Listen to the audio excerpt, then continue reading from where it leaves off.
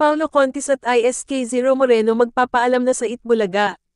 Final ika ni Romel Chica si Momo Gloria Ascoto, kilalang prophetic witch na taga Cabanatuan City para basahin ang kapalaran ng ilang celebrities ngayong Ghost Month.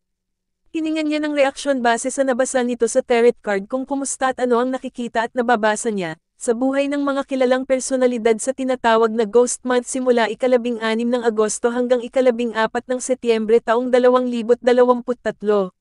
Nasulat namin dito sa bandera noong ika-25 ng Disyembre at 2022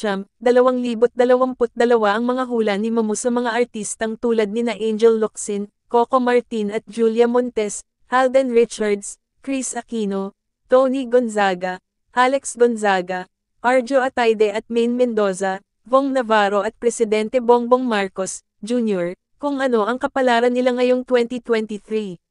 Base sa vlog ni Romel Chica na in-upload kagabi, Miyerkules ay para ito sa mid-year hula. Ang pag-uusapan po ngayon ay ang maiinit na pinag-uusapan sa social media at kung saan-saan pa, bungad ng content creator at co-host ni Nanay Christy Ferman sa radio program nilang, Christy Fair Minute, sa Radyo 592.3 True FM at Showbiz Now na YouTube channel. Mga noontime shows ang topic ni na Romel Chica at Momo. Nagkakagulo po ngayon ang mga noontime shows tungkol sa mga copyright at kung ano-ano. Ano po ang kahihinatnan ng tape bulaga? Unang tanong ng host. Ang tape bulaga, pwede silang mag-close. Meaning pwedeng biglang isara yung programa nila kasi nakikita ko, tarot card, may problema. Hindi nagpapasok ng enough money, kumbaga naghahakot ng pera walang pumapasok kaya po pwede siyang mag-close in the end, sabi ni Momo. Hanggang kailan ito? Tanong ni Romel Chica. Pwede bago magtapos ng taon, 2023, casual na sagot ni Momo. Balik tanong ni Romel, hindi na siya babalik. As in the end, hindi. Ang magdedesisyon dito ay batang lalaki. Hindi batang-bata kundi yung producer na mas bata ay pupwedeng siya ang magpasar na, paglalarawan ni Momo.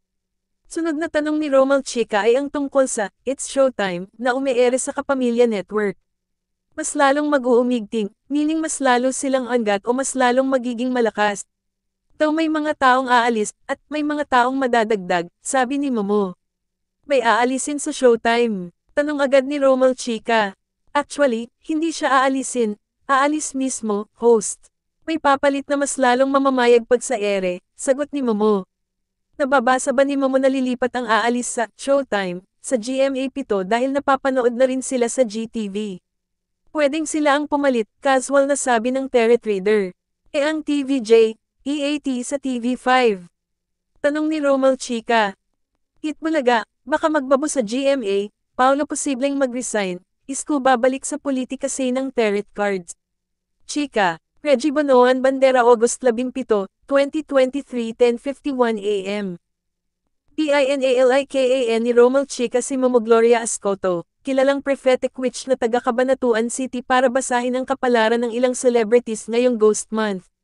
Hiningan niya ng reaksyon base sa nabasa nito sa tarot card kung kumusta at ano ang nakikita at nababasa niya sa buhay ng mga kilalang personalidad sa tinatawag na Ghost Month simula ika-16 ng Agosto hanggang ika-14 ng Setyembre taong 2023. Nasulat namin dito sa bandera noong ika-25 ng Disyembre at 2022 ang mga hula ni Momo sa mga artistang tulad nina Angel Locsin, Coco Martin at Julia Montes, Halden Richards, Chris Aquino, Tony Gonzaga, Alex Gonzaga, Arjo Atayde at Maine Mendoza, Bong Navarro at Presidente Bongbong Marcos, Jr., kung ano ang kapalaran nila ngayong 2023. Base sa vlog ni Romel Chica na in-upload kagabi, Miyerkules ay para ito sa mid-year hula. Chica pa more. Mommy Pinty, Daddy Banoy ibinandera ang pagkikita nila ni Baby Paulina. Alex Gonzaga excited nang makita ang pamangkin, can't wait to meet Paulina. Tony Gonzaga ipinanganak na ang baby number 2 nila ni Paul Soriano, Paulina Celestine Gonzaga Soriano has arrived. Ang pag-uusapan po ngayon ay ang maiinit na pinag-uusapan sa social media at kung saan-saan pa, bungad ng content creator.